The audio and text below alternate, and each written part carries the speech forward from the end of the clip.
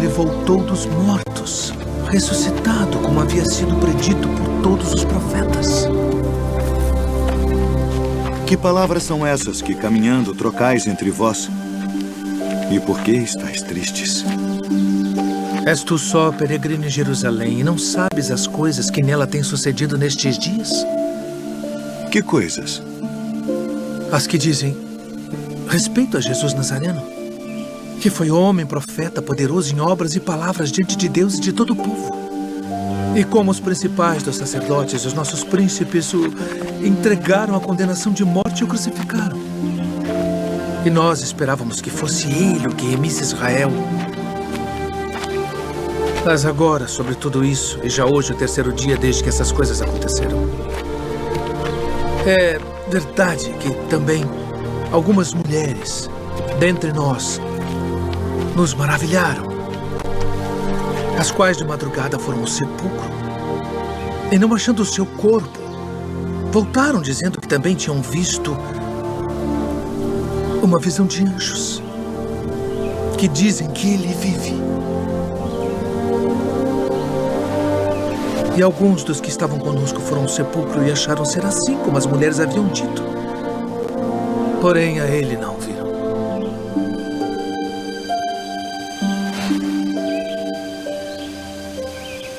Honestos e tardos de coração para crer tudo que os profetas disseram. Porventura não convinha que o Cristo padecesse estas coisas e entrasse na sua glória.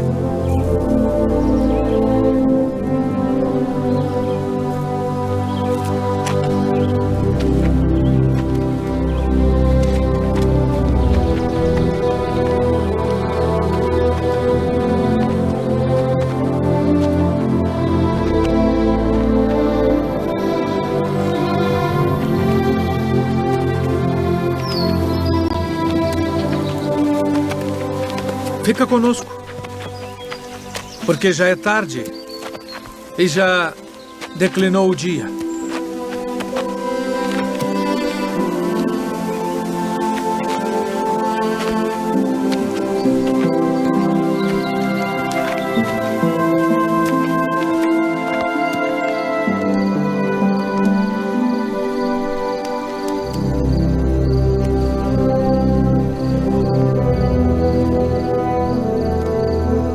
Pai nosso, graças damos por tuas muitas bênçãos. Amém. Amém.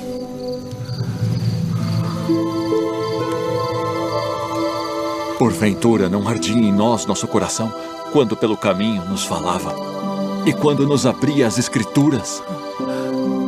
Devemos voltar a Jerusalém agora mesmo.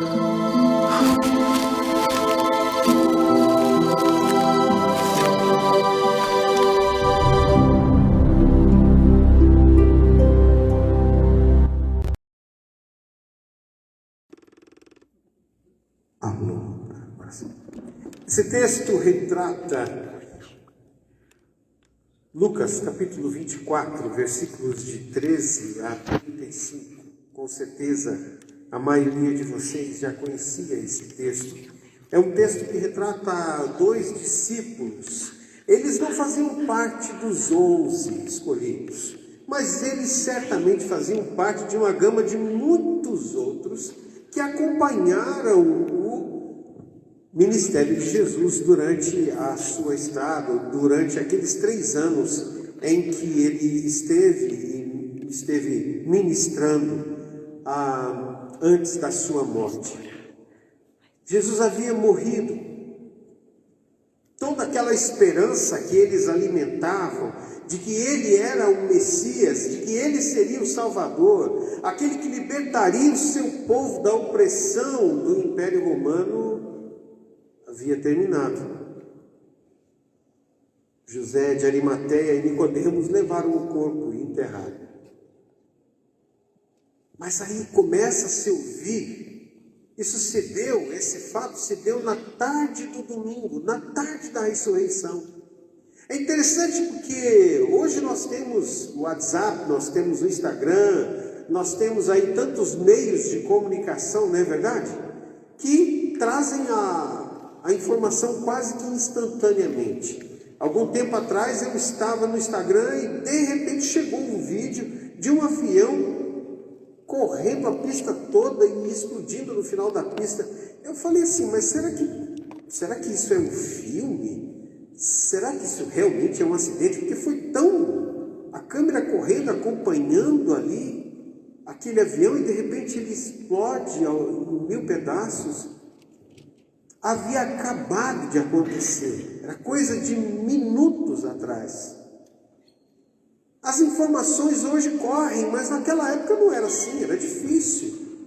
Mas aqueles homens estavam em Jerusalém, eles ouviram falar que as mulheres tinham ido até o sepulcro, que alguns discípulos também tinham ido, houve o zum da ressurreição, mas eles não creram.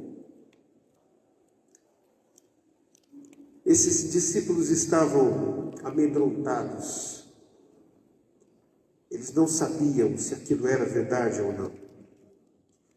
Emaús ficava a aproximadamente 11 quilômetros de distância de Jerusalém.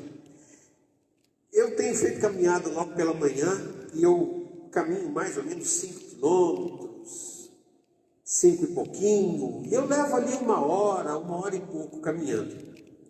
O ser humano geralmente caminha mais ou menos a essa velocidade, né? Se tiver com uma condição física razoável, pelo menos, caminha aí entre 4 a 6 quilômetros é a velocidade. Portanto, essa distância de 11 quilômetros daria aí por volta de 2 horas, talvez 3 horas, porque caminhar na calçada igual o caminho na rua é uma coisa, né? Caminhar subindo e descendo o morro na pedra, como a gente viu a descrição ali do vídeo, que retrata muito bem aquela região, possivelmente eles levaram mais tempo. Então era uma caminhada onde eles teriam oportunidade de conversar muito sobre o que estava acontecendo. Mas a esperança tinha morrido. Jesus tinha ido. Parecia que toda aquela promessa, toda a redenção que viria através da sua vida havia sido dissipada. Mas a morte havia sido derrotada. Sabe, queridos, o versículo 32 diz o seguinte: não estava queimando em nosso coração enquanto ele nos falava no caminho e nos expunha as Escrituras? A pergunta que eu faço a você é a seguinte: como é que você se apresentaria? Ok? Você é Jesus.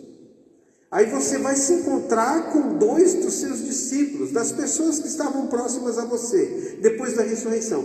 Eu provavelmente já chegaria abraçando. Olha, São Jesus, me dá um abraço aqui, eu venci a morte. Mas Jesus chega sorrateiramente, os alcança na caminhada e não se apresenta. A gente vai pensar um pouco por que eles não reconheceram Jesus.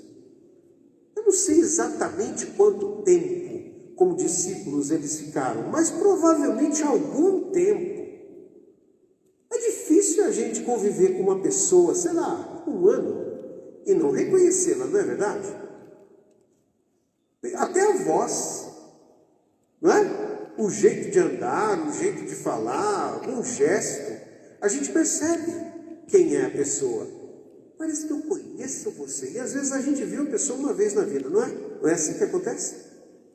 Mas aqueles homens que haviam caminhado com Jesus durante muito tempo, ou algum tempo pelo menos, e não o reconheceram.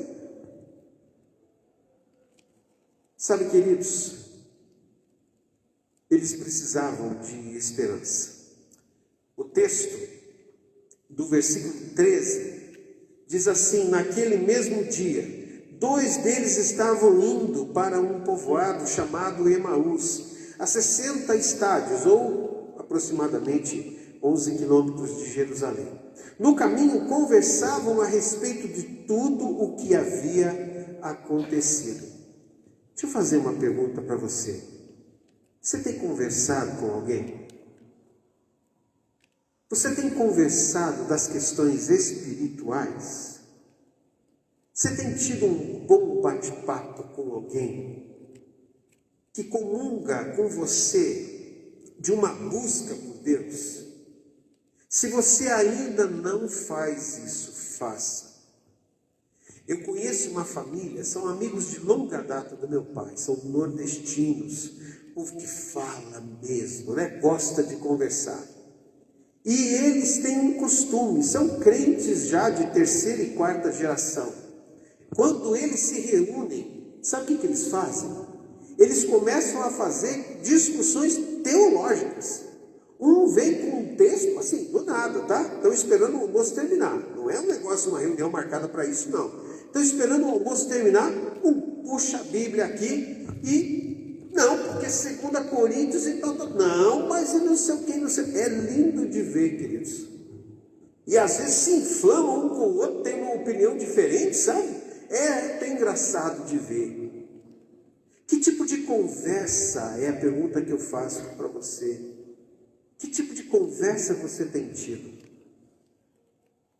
Eu não estou dizendo aqui, meus queridos, que nós devemos andar como alguns acham que Jesus andava. Não sorria para... Não era assim, não. The Chosen, se você já assistiu, retrata mais ou menos como era. Havia risada, sim, queridos. Havia brincadeira, sim. Ou vocês acham que naquela passagem que nós lemos agora em função da Páscoa, quando Jesus vai lavar os pés de Pedro, Pedro fala assim: não, Senhor, o Senhor não vai lavar meu pé, não. Aí Jesus fala assim: se eu não te lavar os pés, você não tem parte comigo. Aí ele pega, levanta rapidão e fala assim: não, Jesus, então faz o seguinte, lava meus braços, minhas pernas e tal. É claro que os outros riram dele, né? Falaram: olha, Pedro, claro que eles riram. Era uma situação que provavelmente foi engraçada. Jesus é bem-humorado, queridos. Não pensem num Jesus sisudo, de cara fechada, aquele olhar contemplativo das estátuas. Não. Jesus é seu amigo. Você consegue ser amigo de uma pessoa que só fica assim? Não, né? De jeito nenhum, né? Mas sabe, queridos, se você não tem uma amizade com a qual você possa aprofundar conversas boas a respeito da sua busca sobre Deus, conversas boas a respeito da IBEV, conversas boas a respeito do seu PGM, conversas boas a respeito de alguma leitura boa que você fez na Bíblia ou num livro bacana, conversas boas a respeito de lutas que você tem passado, para que essa pessoa possa, junto contigo, somar esforços em oração. Busque isso em nome de Jesus. Busque isso. Eu tenho alguns amigos com os quais eu abro o meu coração. E é bom demais. É bom demais. Não ligo só para pepino, não, tá? Ligo para levar ele na churrascaria ou ele me levar também, tá bom? Mas é bom demais ter amigos. É bom demais ter com quem contar na hora também das aflições. E quer saber de uma coisa? É bíblico. Agora eu fechei, hein? Quer ver? Texto de Hebreus capítulo 10, versículos 24 e 25. Escuta só. Importemo-nos uns com os outros, para nos incentivarmos ao amor e às boas obras, e não deixemos de nos reunir como igreja, segundo o costume de alguns, mas procuremos encorajar uns aos outros, sobretudo agora que vocês veem aproximar-se o dia. Fechou? Então obedeça. Procura alguém aí para poder compartilhar a sua fé e conversar e ter uma boa amizade. Isso vai ser maravilhoso. Aqueles homens eram amigos um do outro. E eles estavam ali embora estivessem vivendo um momento muito triste, eles estavam compartilhando o sentimento que eles tinham. Mas sabe, queridos, o texto do versículo 15 nos retrata algo muito importante. Diz assim: enquanto conversavam, discutiam, o próprio Jesus se aproximou e começou a caminhar com eles, mas os olhos deles foram impedidos de reconhecer. Por que isso aconteceu, pastor? A gente acabou de conversar um pouco falando sobre essa questão de que eles tinham caminhado algum tempo com Jesus. Como que eles não reconheceram Jesus?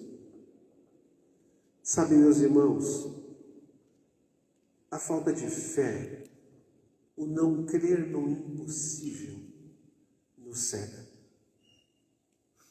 Jesus havia morrido. Eles haviam visto o quê? O corpo todo fragmentado. E havia sido enterrado, e já fazia 3 dias.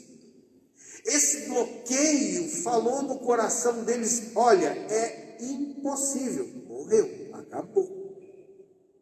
Acabou, eu não posso estar na frente de... Pode até parecer, mas não é, porque ele morreu. Queridos, a falta de fé, a falta de crer, nos faz deixar de ver o sobrenatural de Deus nas nossas vidas.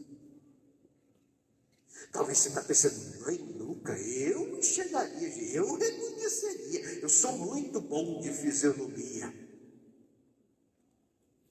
Eu estou te falando que a tua falta de fé, a minha falta de fé, faz com que a gente não enxergue o impossível que Deus pode realizar na sua vida e na minha vida.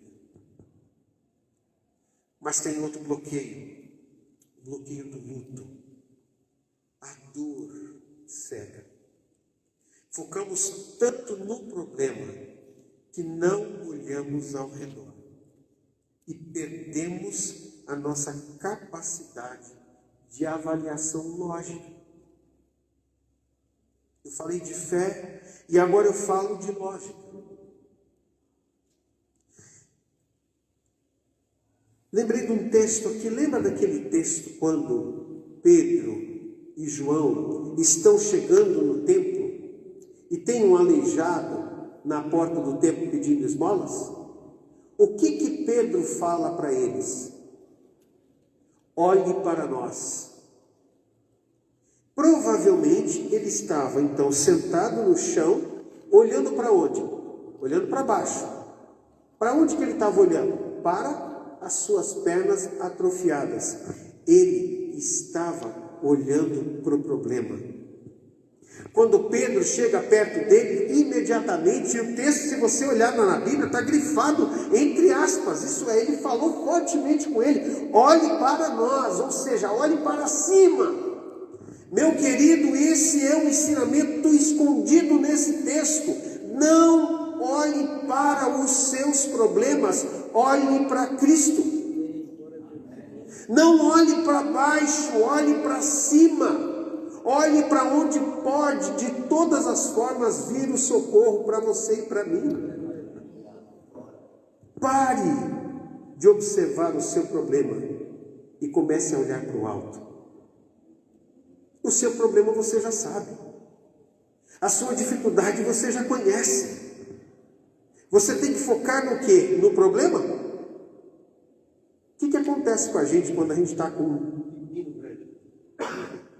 Perde o sono, né? Vocês são assim também? Vou contar um segredinho, eu também. E a gente fica pensando na solução ou no problema? No problema. Porque se é um problema, a sua capacidade já se foi, não é assim? Ou você gosta de ficar com um problema? Não, né? Quando a gente tem um problema e a gente consegue resolver de o mais rápido possível para se livrar daquilo. Então quer dizer que você está sem alternativas.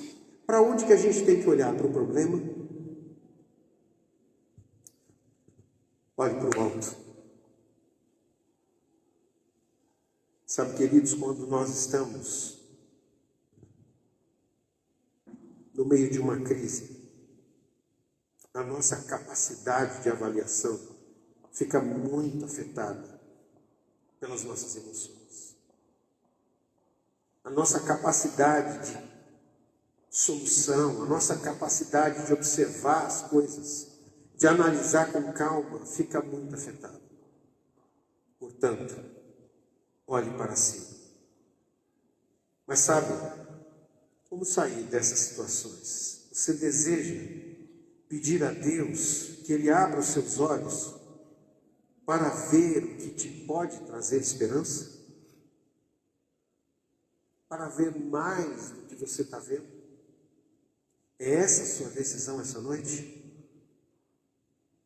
Você precisa de esperança para viver dias melhores? Eles estavam cegos pela dor.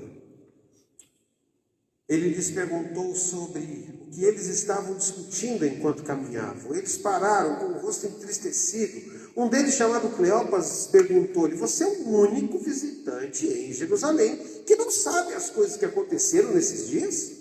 Que coisas? Perguntou.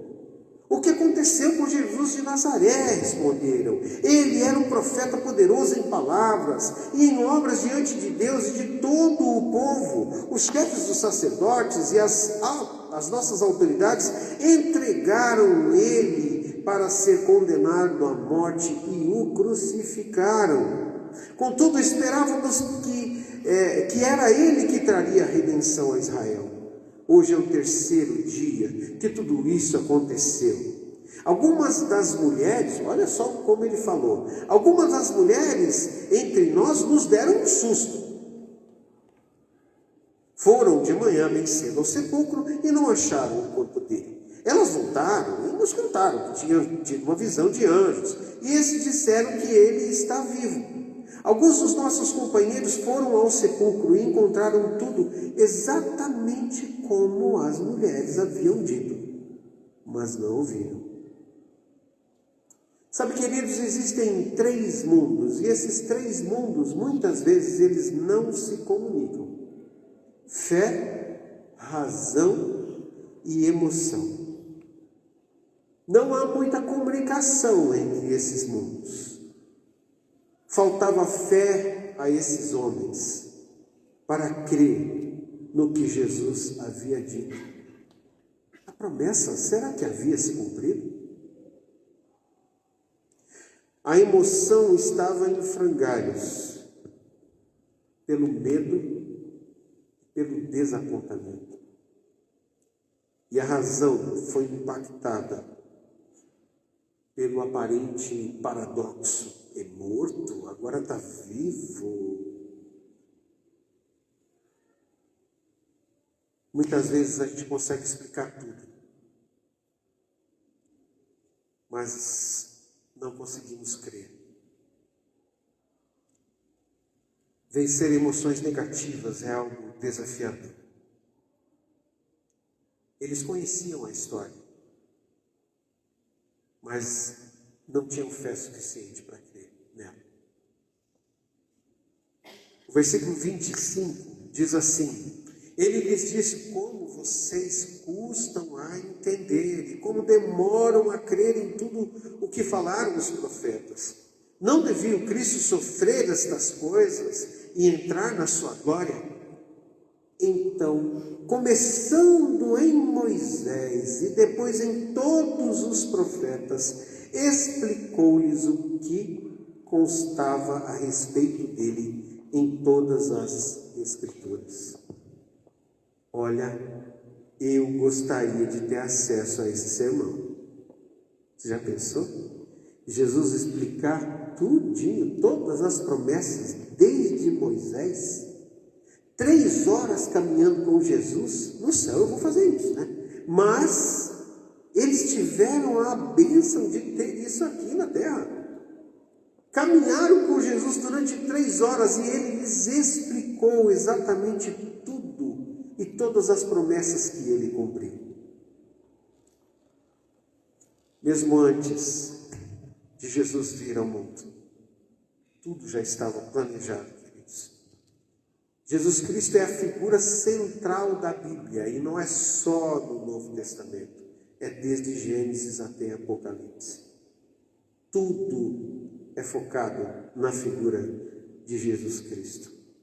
Como vocês custam a entender e como demoram a crer. Você deseja pedir a Deus que lhe abra os seus olhos para vencer o medo do desconhecido? Você está cego pela dor?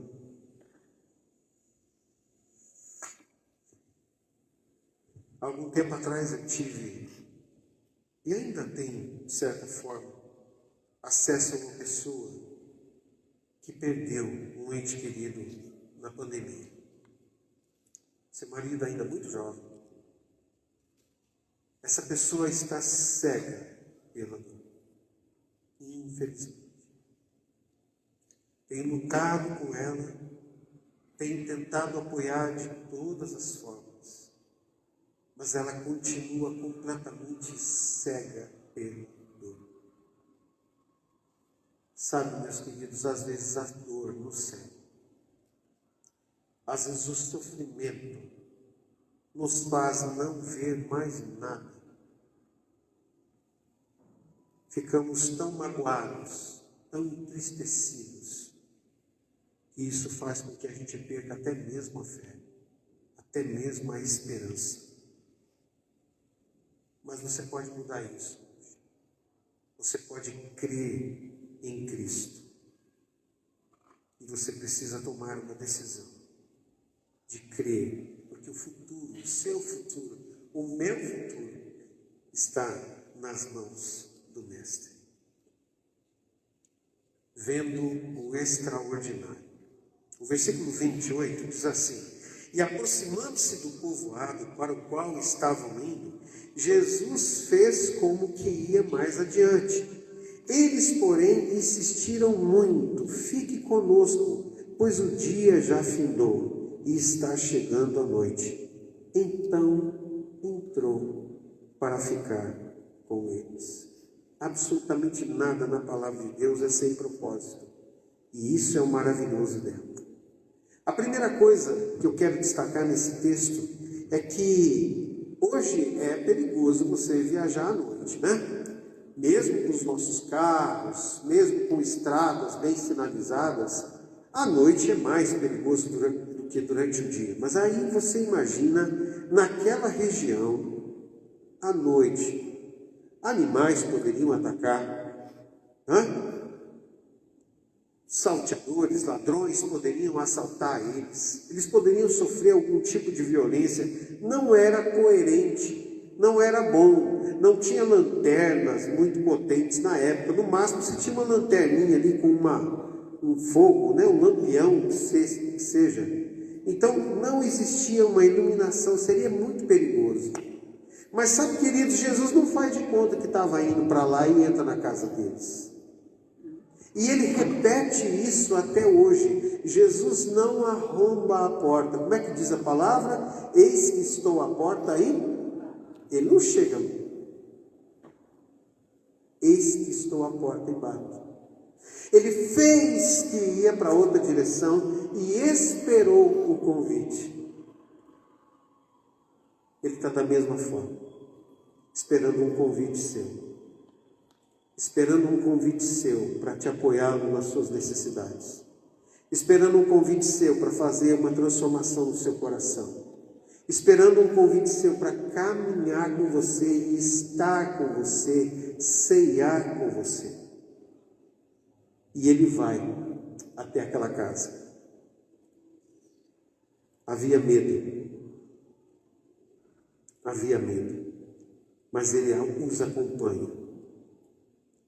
John Stott diz que ninguém experimenta a salvação completamente sem a igreja.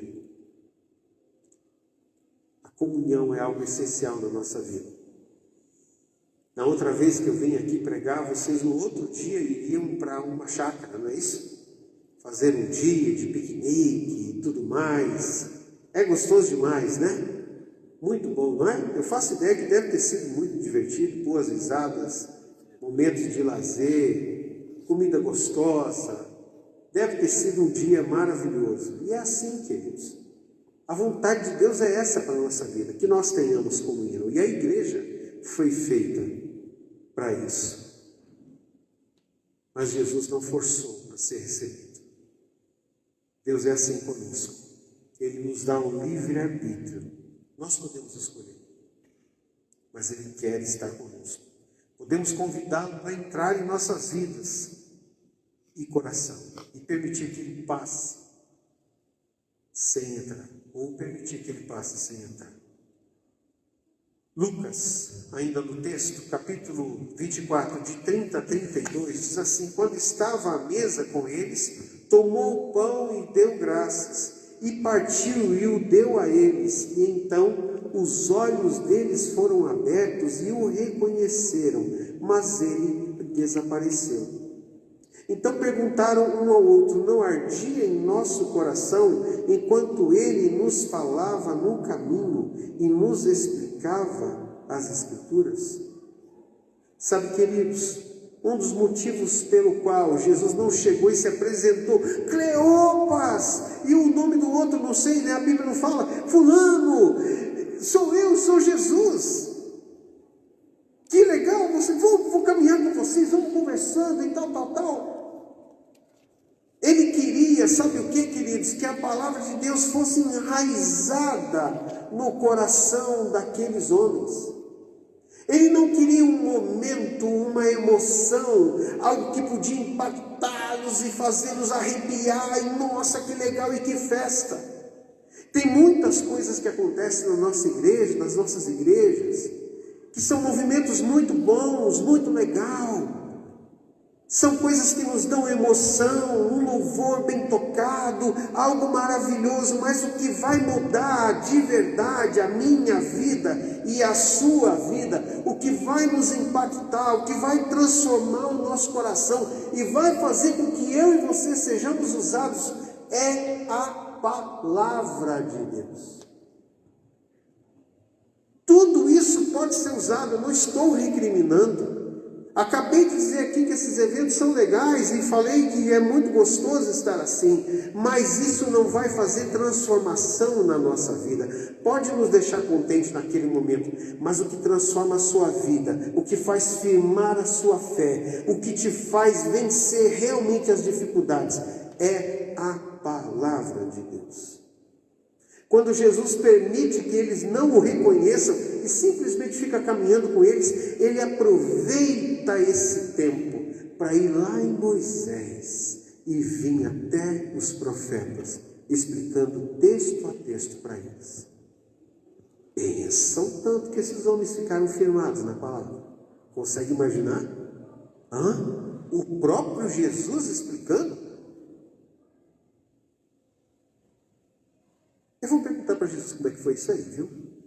Tá? Me lembrem disso, se vocês estiverem comigo lá. Vamos sentar junto com ele? Vamos perguntar, Jesus, conta para nós. Com Cleopas lá e o outro, como é que é o nome do outro que não está lá escrito? Como é que foi essa história?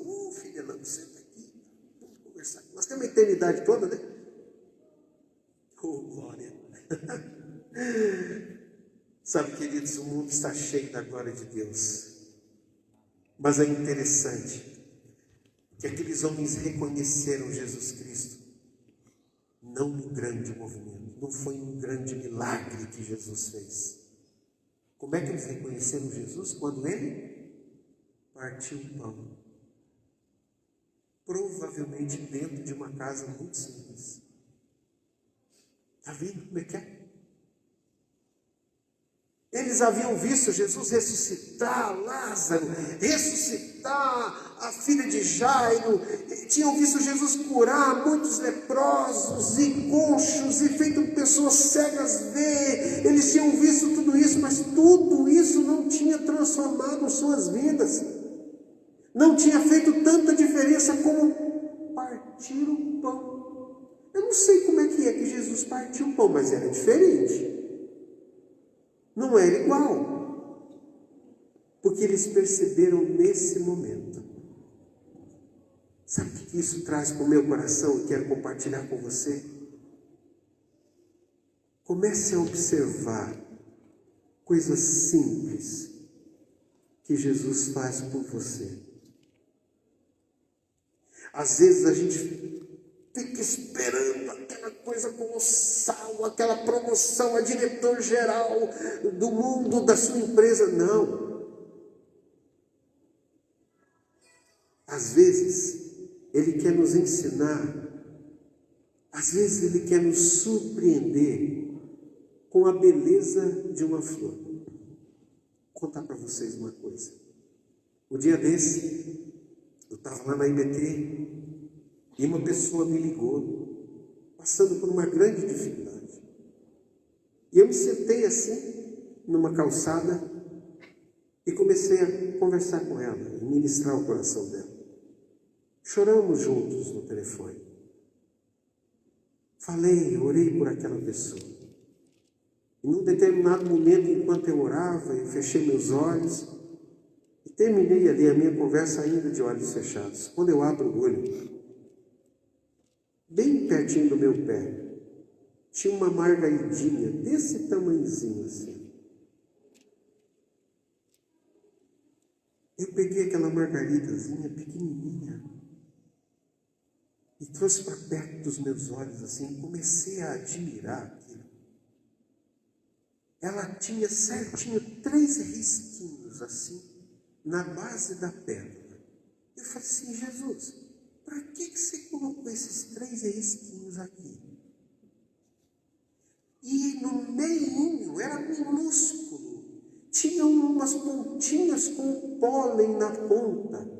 Eu só pude observar realmente mais de perto quando eu peguei o celular e usei como lupa. Aproximei assim, nossa! Eu pude ver tanta beleza, depois de um momento tão tenso, sabe? Que eu havia passado com aquela pessoa. Vou ser sincero com vocês, vou falar da minha sensibilidade. Eu comecei a chorar e agradecer a Deus. Deus, tanta beleza numa florzinha que eu poderia ter esmagado sem nem perceber. Obrigado por isso. Você tem tentado? Você tem sido grato por detalhes pequenos na sua vida? Os grandes é fácil, né? Uma cura, uma promoção, um emprego, um livramento. Esses são fáceis de agradecer. Mas e as pequenas coisas?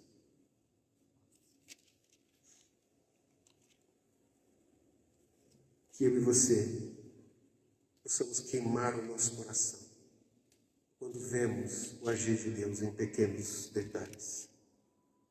Quando eles reconhecem Jesus Cristo, a alegria voltou.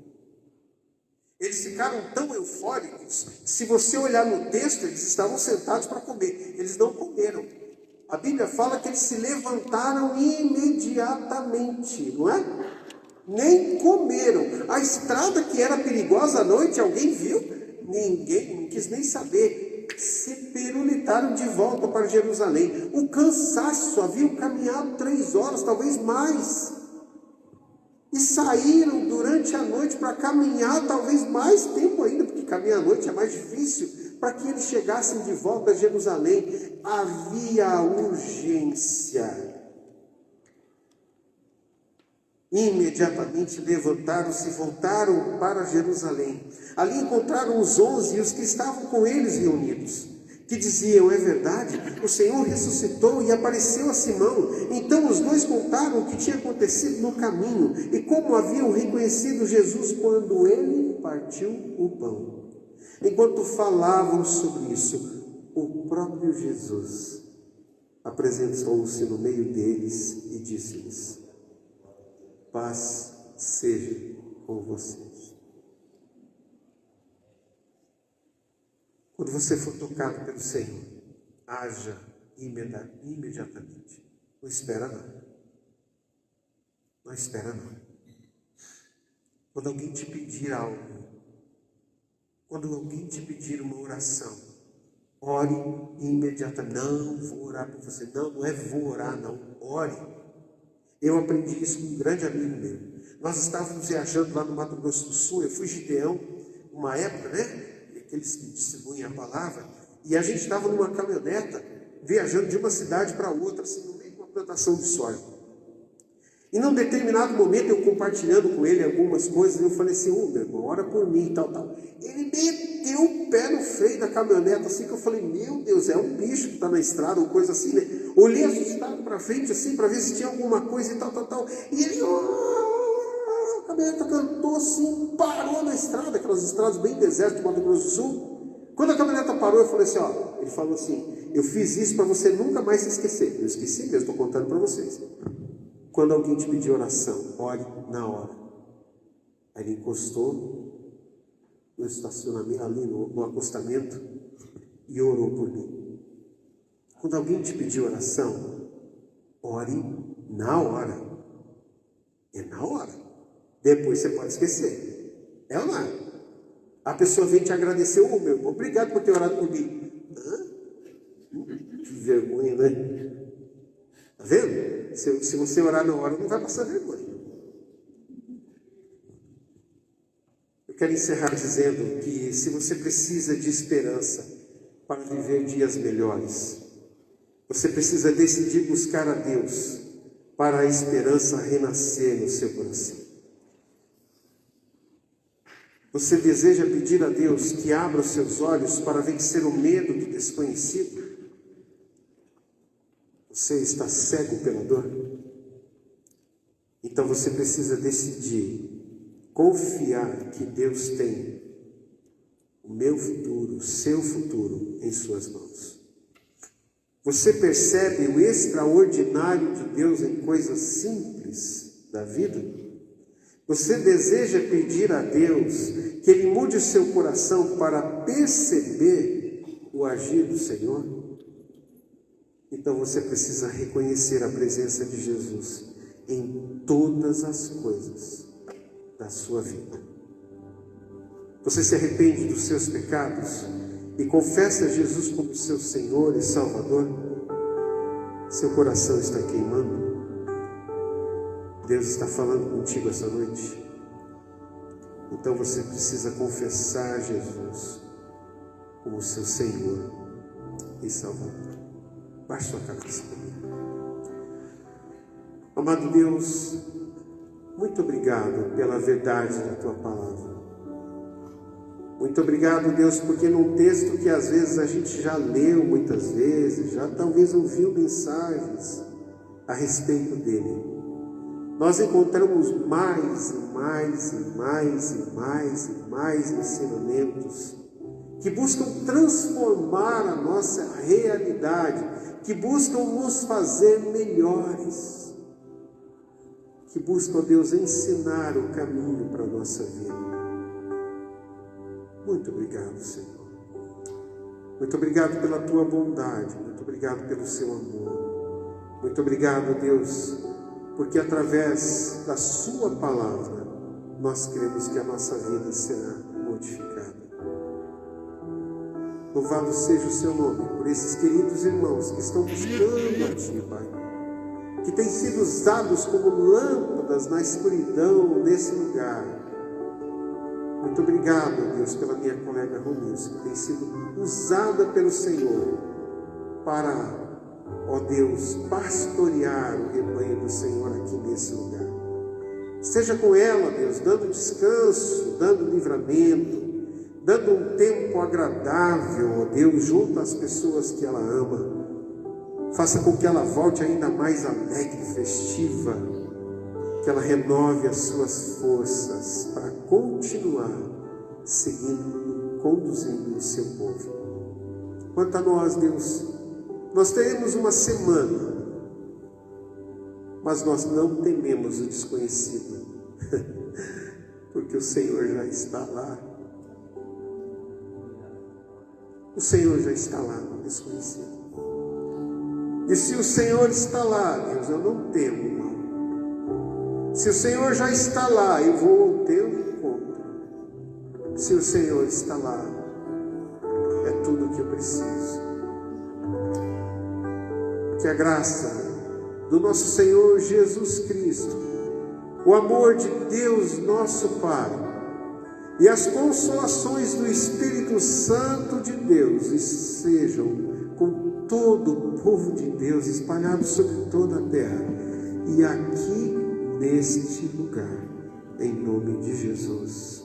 Amém. Deus os abençoe.